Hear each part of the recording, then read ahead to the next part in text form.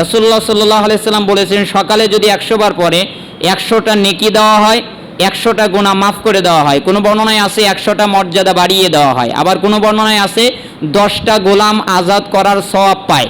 আবার কোনো বর্ণনায় আছে যে শয়তান থেকে সে রক্ষা পায়, শয়তান তার কোনো ক্ষতি করতে পারে না। আর এর মতো আমল কেউ করতে পারে না ওই ব্যক্তি ছাড়া যে এই আমল করে, অর্থাৎ লা ইলাহা ইল্লাল্লাহু ওয়াহদাহু লা শারীকা লাহু লাহুল মুলকু ওয়া লাহুল হামদ ওয়া হুয়া আলা কুল্লি শাইইন কাদির। এখানে বিয়াদিল খাইরি ওয়া ইউমিত নাই, এটা বাদ দিয়ে যদি কেউ 100 বার পড়ে। আবার দেখেন আরেকটা হাদিসে এসেছে, কেউ যদি সুবহানাল্লাহ 100 বার পড়ে তাহলে তাকে 1000 নেকি দেওয়া হয়, 1000 গুনাহ মাফ করে দেওয়া হয়। তাহলে দেখেছেন পাপ মার্জনার কত পথ আছে। সবচেয়ে গুরুত্বপূর্ণ একটা হাদিস যে কেউ যদি বাজারে যাওয়ার সময় এই দোয়াটা একবার পড়ে, কয়বার? একবার, বেশি নয়। কি? লা ইলাহা ইল্লাল্লাহু ওয়াহদাহু লা শারীকা লাহু লাহুল মুলকু ওয়া লাহুল হামদ ইহয়ি ওয়া ইউমীত ওয়া হুয়া হাইয়্যুন লা ইয়ামুত বিয়াদিহিল খায়র কুল্লুহু ওয়া হুয়া আলা কুল্লি শাইইন কাদির। কোন বর্ণনায় দোয়াটার ভিন্নতা আছে। যদি কেউ বাজারে গিয়ে একবার পড়ে, বাজারে যান না আপনারা বাজার করতে, একবার পড়ে তাহলে 10 লক্ষ নেকি হয়, 10 লক্ষ গুনাহ মাফ হয়ে যায়। এর মতো মর্যাদাপূর্ণ ফজিলতপূর্ণ দোয়া আর পাওয়া যায় না। মাত্র একবারেই 10 লক্ষ নেকি, 10 লক্ষ গুনাহ থেকে মাফ হয়। এজন্য এগুলো হচ্ছে পাপ মার্জনার পথ। এজন্য আপনারা এই দোয়াগুলো, এই ছোট ছোট আমলগুলো বেশি বেশি করবেন। আল্লাহ সুবহানাহু ওয়া তাআলা করার তৌফিক দান করুন। আমরা আলোচনা করব বা পয়েন্ট আকারে যে কুরবানিটা আসলে কি। আমাদের রব আল্লাহ সুবহানাহু ওয়া তাআলার সন্তুষ্টি অর্জনের লক্ষ্যে বান্দা সর্বদা ত্যাগের মহিমায় গরিয়ান হবে, অর্থাৎ তারই আহ্বানে, আল্লাহ সুবহানাহু ওয়া তাআলার আহ্বানে যা কিছু প্রয়োজন বিলিয়ে দেবে আল্লাহর রাস্তায়। এটাই হলো একজন মুমিনের ঈমানি চেতনা। স্বাস্থ্য, মেধা, বুদ্ধি, জ্ঞান, সময়, সম্পদ, আরাম আয়েশ এগুলো আল্লাহর নির্দেশে আল্লাহর রাস্তায় বান্দা কুরবানি করবে। তা তার কাছে বড়ই প্রিয়। মহান গফুরুর রহিম আল্লাহ সুবহানাহু ওয়া তাআলার নিয়ামতের ভান্ডার থেকে তার দেওয়া সম্পদ হতে একটি পশু জবাই নিয়ে আমাদের এই আলোচনা, অর্থাৎ কুরবানির সম্পূর্ণ মাসাইল, আহকাম, প্রশ্ন উত্তরের ভিত্তিতে। এবার আমরা পয়েন্টে কথা বলবো যে এখন যে পয়েন্টটা কথা বলবো এটা হচ্ছে কুরবানির পরিচয়, কুরবানির ইতিহাস এবং এর হুকুম। যে কুরবানি কাকে বলা হয়, এর পরিচয়টা কি এবং এর ইতিহাস কি এবং এর হুকুমটা কি। কুরবানি বলতে কি বোঝায়, আসলে কাকে কুরবানি বলা হয়? আল্লাহ সুবহানাহু ওয়া তাআলার নৈকট্য লাভের উদ্দেশ্যে, অর্থাৎ তার ভালোবাসা লাভের উদ্দেশ্যে ঈদুল আজহার দিনগুলোতে গৃহপালিত যে চতুষ্পদ হালাল জন্তু জবাই করা হয় তাকেই বলা হয় কুরবানি। আমরা এটাকে কি বলে থাকি? কুরবানি। এবার প্রশ্ন হচ্ছে যে আরবিতে কুরবানিকে উদহিয়া বলা হয় কেন? কেন উদহিয়া বলা হয়? এর উত্তর হচ্ছে যে দিনের প্রথম প্রহরকে আরবিতে দোহা বলা হয়, অর্থাৎ দিনের প্রথম সময়টাকে আরবিতে বলা হয় দোহা। আর যেহেতু কুরবানির পশু দোহার ওয়াক্তে ওই সময়টায় জবাই করা হয়, সেই জন্য এটাকে বলা হয় উদহিয়া, অর্থাৎ কুরবানি। যেহেতু দোহার ওয়াক্তে কুরবানি করা হয় তাই এটাকে বলা হয় কুরবানি বা উদহিয়া। আমরা এটা জানতে পারলাম। এবার আমাদের প্রশ্ন হতে পারে কুরবানির প্রচলন কিভাবে শুরু হয়। আমরা জানি আদম আলাইহিস সালামের সময় থেকেই কুরবানির প্রচলন এসেছে। তখন একটু কুরবানির কবুলিয়াতেরটা ভিন্ন ছিল, যে যারটা কবুল হতো আগুন এসে তারটা জ্বালিয়ে নিত, আর যারটা কবুল হতো না তারটা ওইভাবেই পড়ে থাকতো। তবে আমাদের যে সুন্নাহ, যার সুন্নাহকে আমরা ফলো করি, সব নবী রাসূলদের সময়ই কুরবানি ছিল, আদম আলাইহিস সালাম থেকে শুরু করে। কিন্তু প্রিয় নবী ইব্রাহিম আলাইহিস সালামের কলিজার টুকরা শিশুপুত্র ইসমাইল আলাইহিস সালাম যখন সবেমাত্র চলাফেরার বয়সে উপনীত হয়, আল্লাহ তাআলা এই দুজনকে, অর্থাৎ পিতা এবং পুত্রকে এক কঠিন পরীক্ষায় ফেলেন যে আসলে তারা আল্লাহ সুবহানাহু ওয়া তাআলার কত নৈকট্য লাভ করতে পারে। এই পরীক্ষায় স্বপ্নযোগে ইব্রাহিম আলাইহিস সালাম দেখলেন তার শিশুপুত্র ইসমাইল আলাইহিস সালামকে আল্লাহর নির্দেশে স্বপ্নে জবাই দিচ্ছেন। আমরা জানি যে নবীরা যেইটা স্বপ্নে দেখে ওইটা হলো ওহী, অর্থাৎ স্বপ্নেও ওটা ওহী। এই জন্য তিনি স্বপ্নে ইসমাইল আলাইহিস সালামকে কুরবানি দিতে দেখলেন। পিতা পুত্রের কাছে এসে বলল যে আমি স্বপ্নে দেখেছি তোমাকে কুরবানি করেছি আল্লাহর হুকুমে। এবার তুমি বলো আমি কি করব। এই ঘটনাকে পরিপ্রেক্ষিতেই আল্লাহ সুবহানাহু ওয়া তাআলা কোরআনুল কারীমের সূরা সফফাতের 102 নম্বর আয়াত নাজিল করেন। ফালাম্মা বালাগা মাআহু সাইয়া ক্বালা ইয়া বুনাইয়া ইন্নী আরা ফিল মানাম আন্নী আযবাহুকা ফানজুর মাযা তারা ক্বালা ইয়া আবাতি ফাআল মা তু'মার সাতাজিদুনি ইনশাআল্লাহু মিনাস সাবিরিন। আল্লাহ তাআলা বলছেন, সেই ছেলে যখন ইসমাইল আলাইহিস সালাম পিতার সাথে দৌড়ঝাঁপ করার বয়স পর্যন্ত পৌঁছল, তখন একদিন ইব্রাহিম তার পুত্রকে বললেন, হে প্রিয় বৎস, আমি স্বপ্নে দেখলাম যে আমি তোমাকে জবাই করছি, এখন তোমার করণীয় কি তুমি বলো, তোমার অভিমত কি?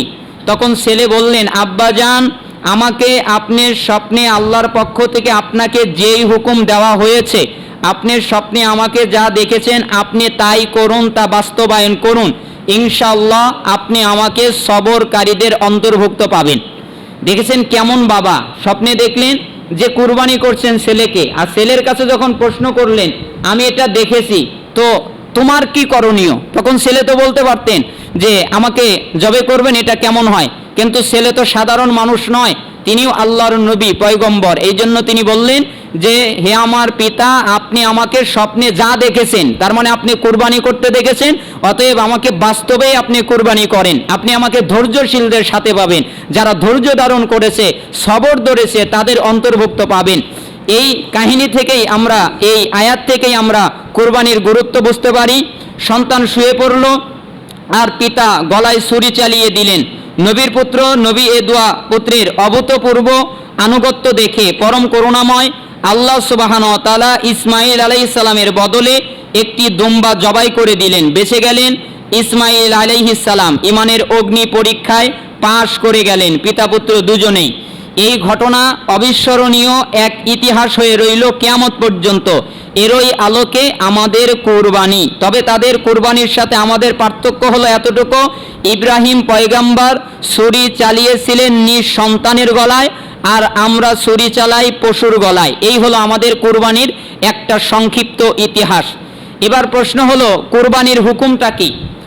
আমরা জানি যে কুরবানির হুকুমটা দুই ভাগে বিভক্ত হয়েছে। এক শ্রেণীর লোকেরা বলছে যে কুরবানি করাটা ওয়াজিব। তারা দলিল হিসেবে সূরা কাউসারের আয়াতটা নিয়েছেন, ফাসল্লি লিরাব্বিকা ওয়ানহার, যে আপনি আপনার প্রভুর জন্য সালাত আদায় করুন এবং কুরবানি করুন।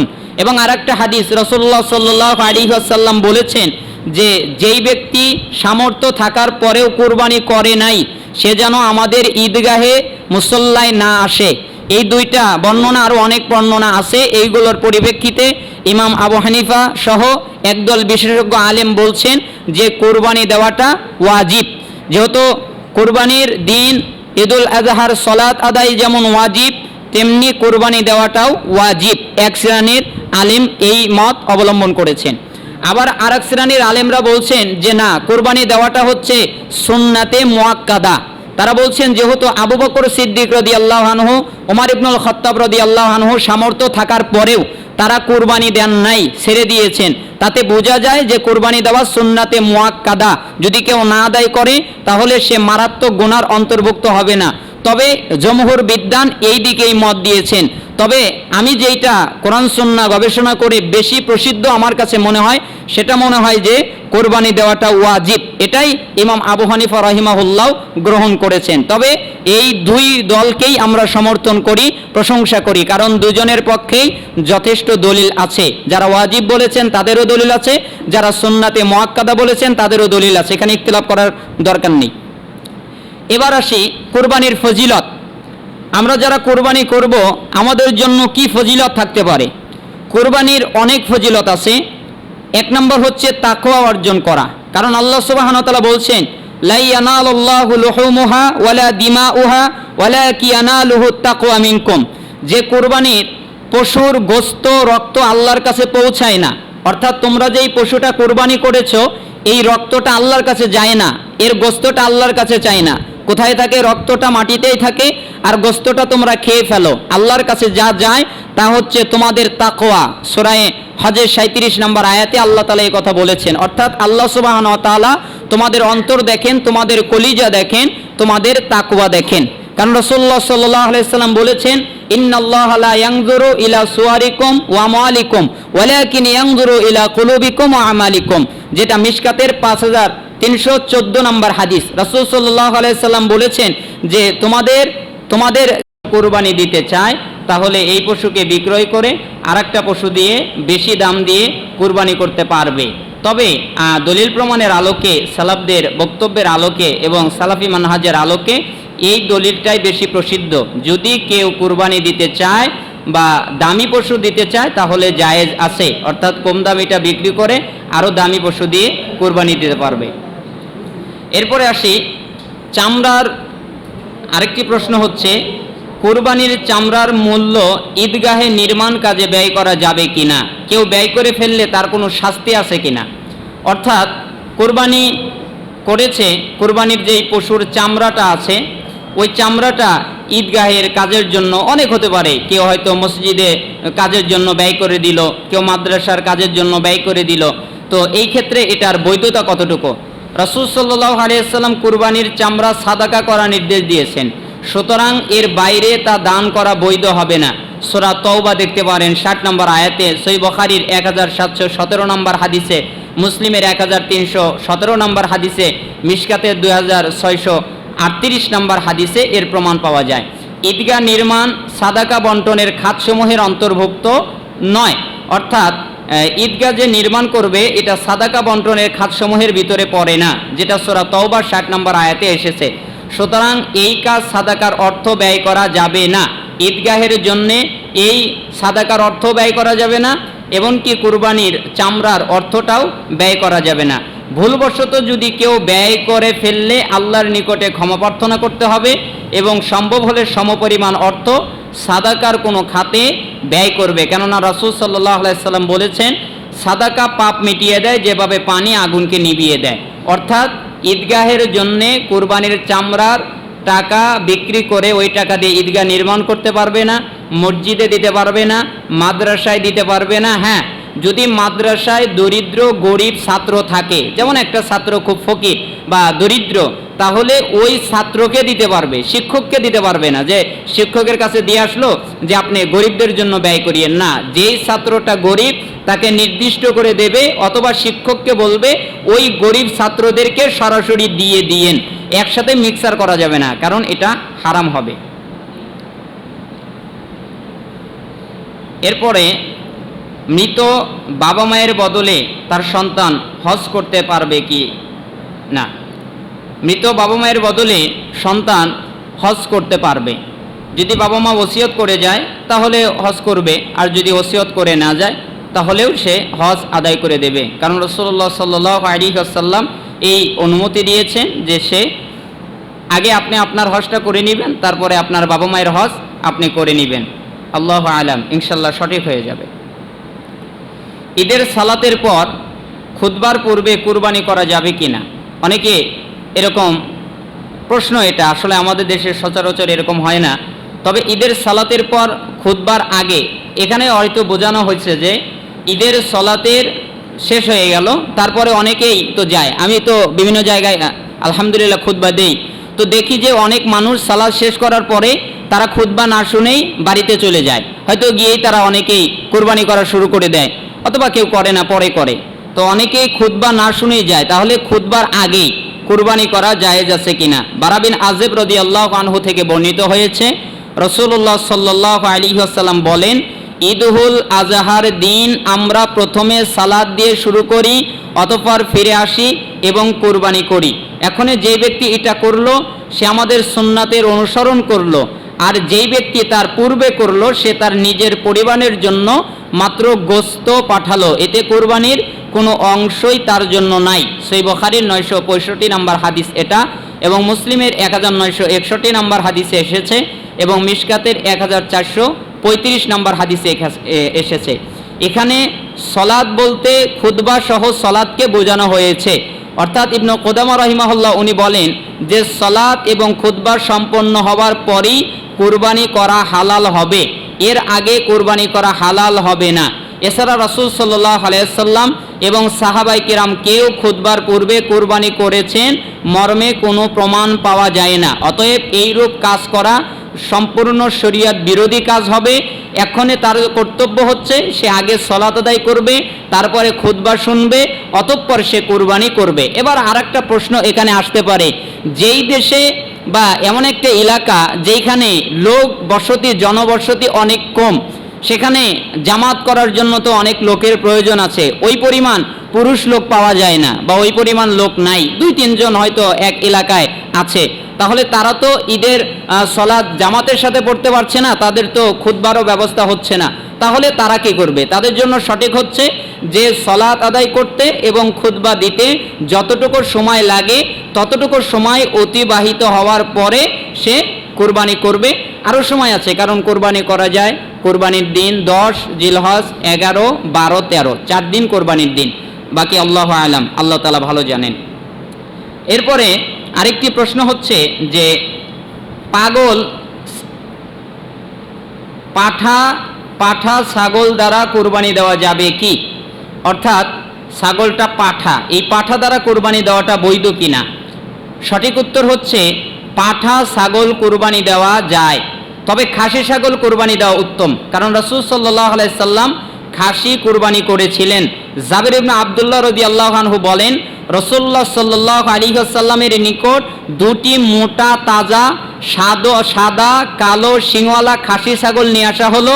তিনি 2টির একটি মাটিতে ফেলে দিলেন এবং বিসমিল্লাহি আল্লাহু আকবার বলে জবে করলেন। ইবনে মাজাহ 3122 নম্বর হাদিসে এই প্রমাণটা পাওয়া যায়।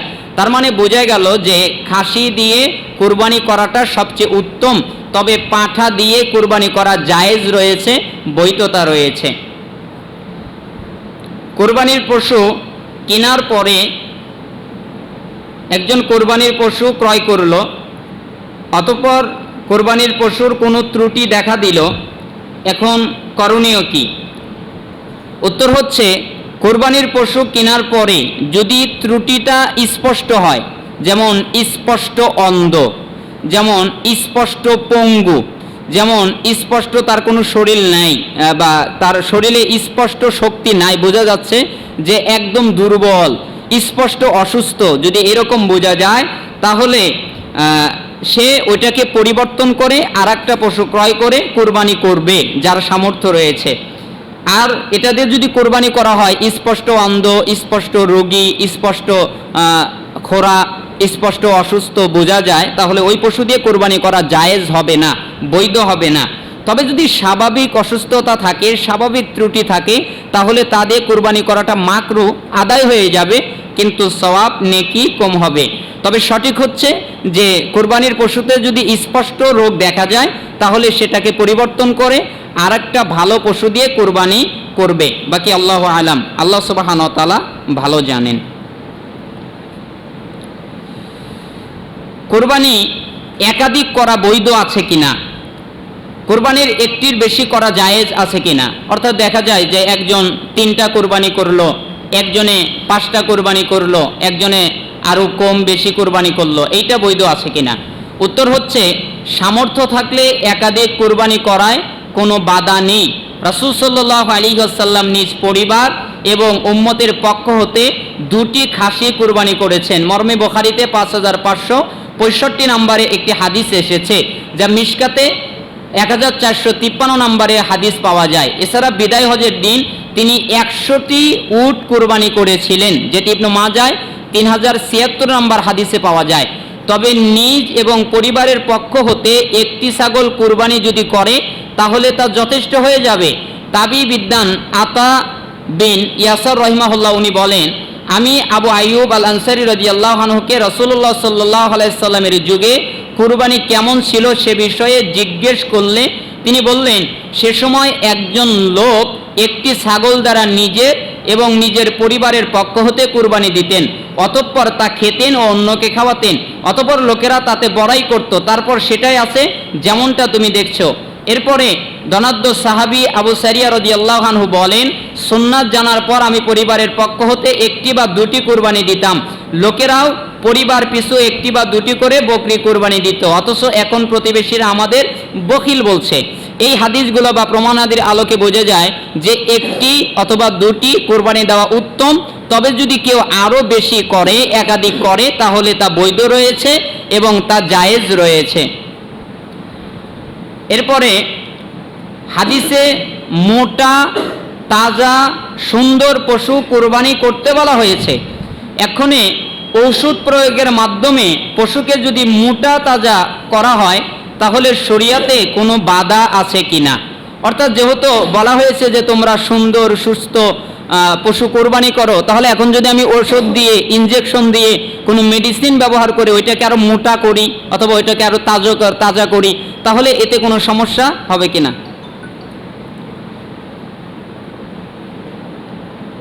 জি না, এতে কোনো সমস্যা হবে। কারণ এইখানে সবচেয়ে গুরুত্বপূর্ণ বিষয় হচ্ছে যে আপনাকে এরকম করে ধোঁকা দেওয়ার কথা নিষেধ করা হয়েছে। এরকম করে কোনো কিছু করা যাবে না। ইনজেকশন দিয়ে বা ট্যাবলেট খাইয়ে পশু মোটা তাজা করা, এটা হচ্ছে অত্যন্ত একটা গর্হিত কাজ, যা আদৌ শরিয়ার সম্মত নয়।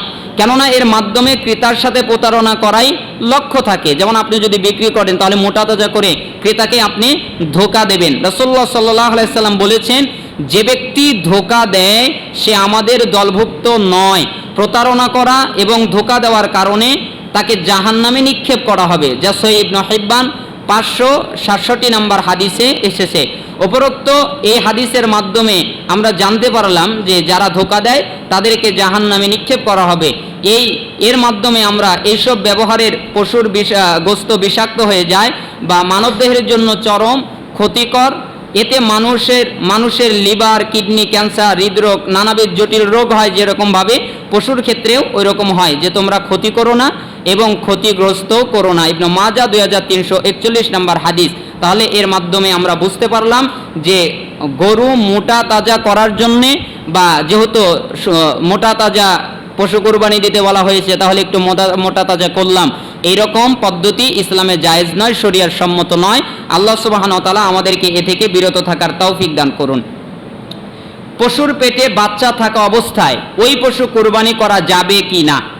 সবচেয়ে উত্তম হচ্ছে যে যেই পশুটা বাচ্চা আছে পেটে, ওই পশুটা আপনি কোরবানি দেওয়ার জন্যে কিনবেন না, অথবা আপনি ওই পশুটা কোরবানি দেওয়ার নিয়ত করবেন না, কারণ যেহেতু পেটে বাচ্চা আছে।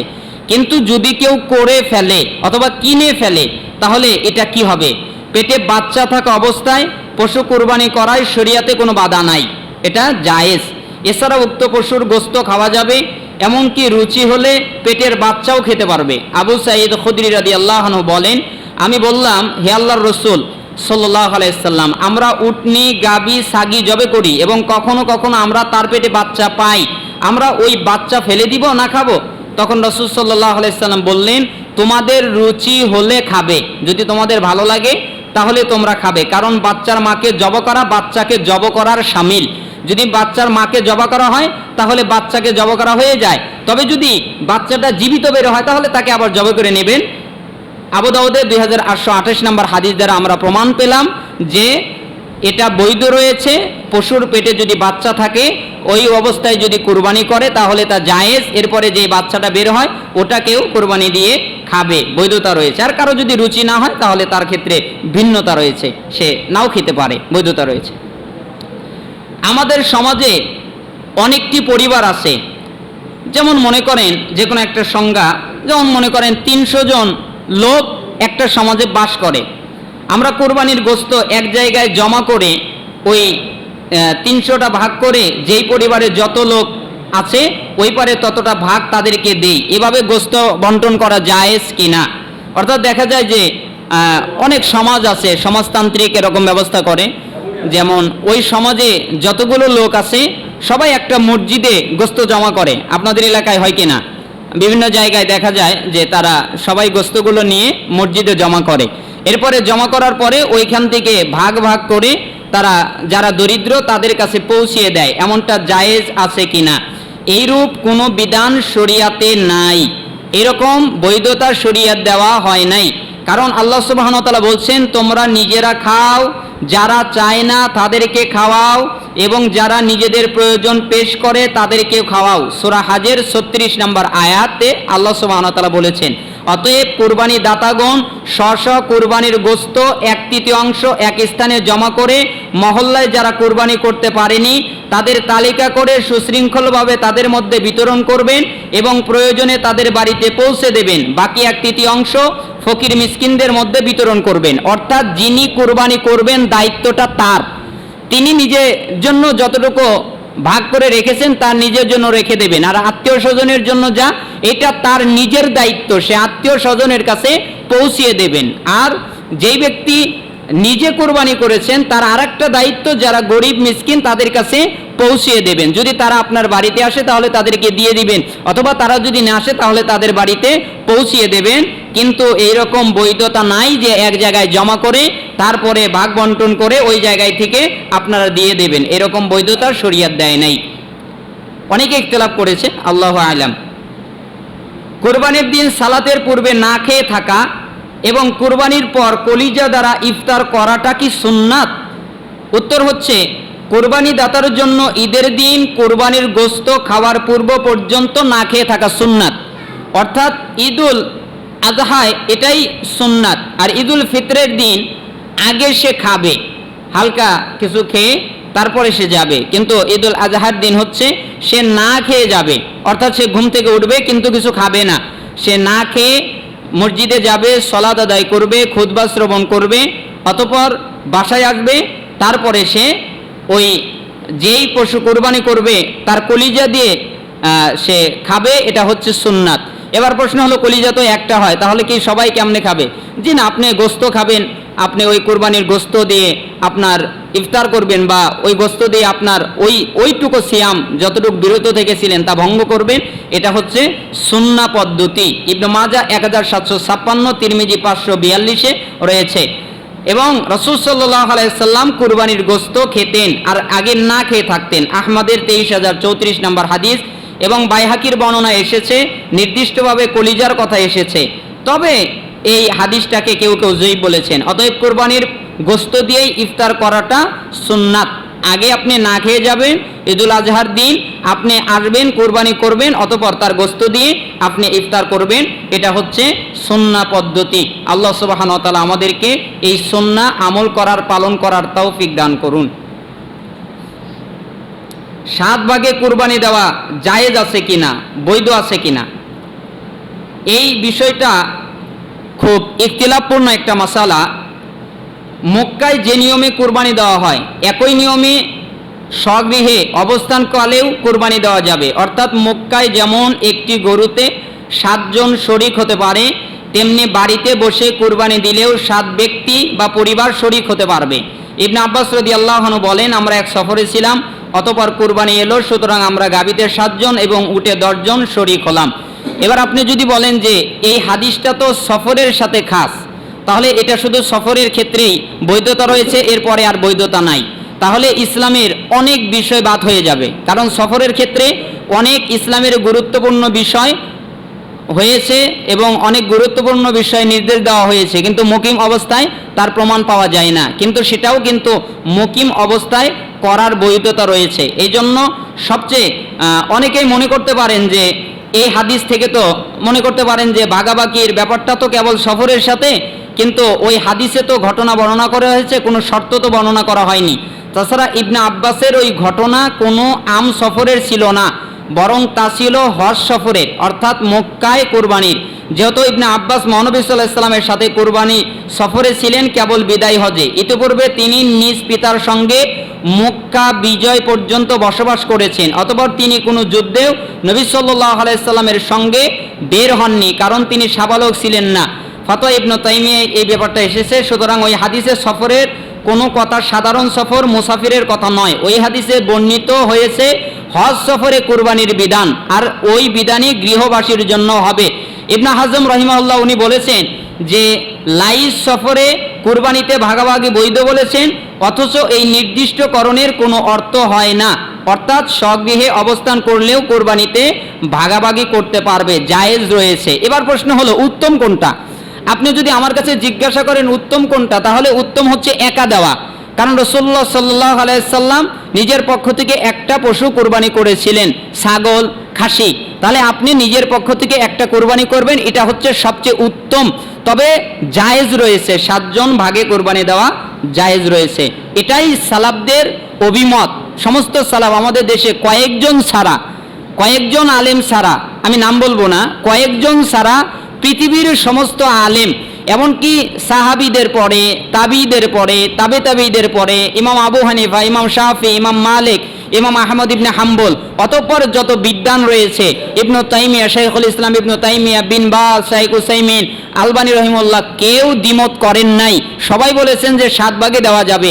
ইদানিং কালে আমাদের দেশে 2-1 আলেম তারা বলছেন যে দেওয়া যাবে না, তারা বৈধ নাই। কিন্তু সবচেয়ে উত্তম হচ্ছে একা দেওয়া, 7 ভাগে দেওয়া জায়েজ রয়েছে। দেশে দুর্যোগ চলাকালীন অবস্থায় কুরবানির টাকা বন্যার্তদের দান করতে পারবো কি? দেখেন, হাদিসে আমরা যা জানতে পারি সেটা হচ্ছে যে দান করার চেয়ে কুরবানি করার সওয়াবটা বেশি। আপনি যদি কুরবানি করেন তাহলে সওয়াব অনেক পাবেন। এবার আপনার কাছে প্রশ্ন হলো যে আপনি বন্যার্তদের কুরবানির পশুর টাকা দান করবেন কেন? আপনার কাছে কি তার অতিরিক্ত নাই? আপনি কি আর দিতে পারেন না? অন্য জায়গায় আপনি এই কথা বলেন না, অন্য জায়গায় আপনি টাকা ব্যয় করেন, অন্য জায়গায় আপনি আসবাবপত্র ব্যয় করেন, অন্য জায়গায় আপনি সব সহযোগিতা করেন, কিন্তু মানুষকে যখন সহযোগিতার কথা হয় তখন কেন কুরবানির কথা আসবে? কেন কুরবানির টাকা দিয়ে আপনি মানুষকে, বন্যার্তদেরকে দান করবেন? আপনি এছাড়া এর বাহিরে যা আছে সবচেয়ে উত্তম হচ্ছে যে আপনি কুরবানির টাকার বাহিরে আপনার যে টাকা আছে তা থেকে দান করবেন, আর কুরবানির টাকা দিয়ে আপনি কুরবানি করবেন, কুরবানি দেওয়া বাদ দিয়ে ওটা বন্যার্তদের মাঝে দান করবেন না। কেউ বলেছে জায়েজ রয়েছে, তবে সবচেয়ে উত্তম হচ্ছে কুরবানির টাকা দিয়ে কুরবানি করবেন, আর আপনার অতিরিক্ত টাকা পয়সা থেকে আপনি বন্যার্তদের সহযোগিতা করবেন, দান করবেন। আল্লাহু আ'লাম, এটাই আমার কাছে উত্তম মনে হয়। প্রশ্ন হচ্ছে, কোরবানির ঈদের দিন হাঁস মুরগি জবাই করা কি নাজায়েজ?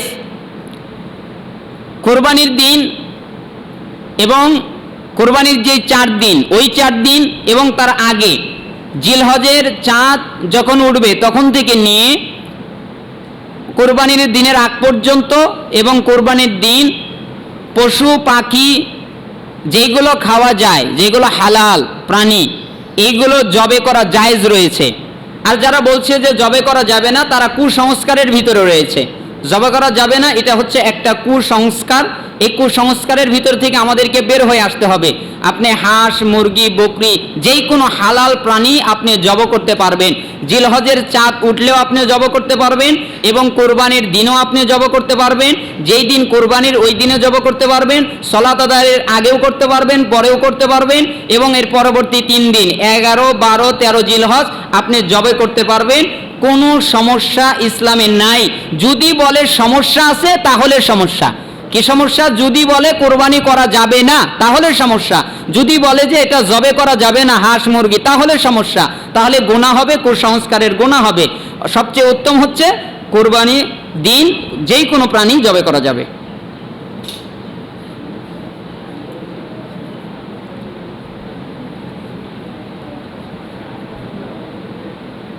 কোরবানির মাংস বন্টনের সুন্নাহ পদ্ধতি, এটা আমরা আগে উত্তর দিয়ে দিয়েছি। কোরবানির পশু অনলাইনে ক্রয় করা যাবে কি না? অনলাইনে কোরবানির পশু ক্রয় করা বৈধতা রয়েছে, জায়েজ আছে। তবে এখানে সালাফরা একটা মত দিয়েছেন, যেহেতু সালাফদের সময়ে, সাহাবীদের যুগে, তাবিদের যুগে অনলাইনের ব্যবস্থা ছিল না। কিসের ব্যবস্থা ছিল? যে মধ্যস্থতায়, অর্থাৎ কেউ এসে খবর দিল যে ওই জায়গায় একটা ভালো পশু আছে, তখন উনি বললেন আচ্ছা ঠিক আছে ওই পশুটা তুমি ক্রয় করে ফেলো। এইরকম কিছু বর্ণনা পাওয়া যায়।